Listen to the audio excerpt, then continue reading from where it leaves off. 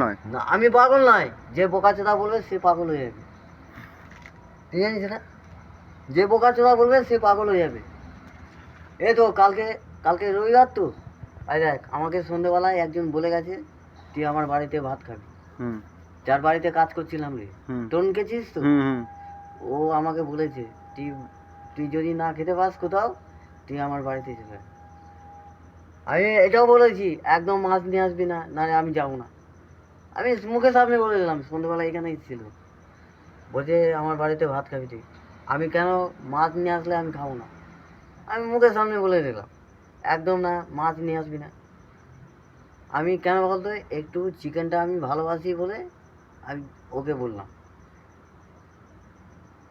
আমি বললাম, ও বলছে আর কালকে ওই যে দিদিটা এসেছিলো আমার কাছে, হুম ও বলছে কি কালকে মাংস হবে, চিকেন হবে।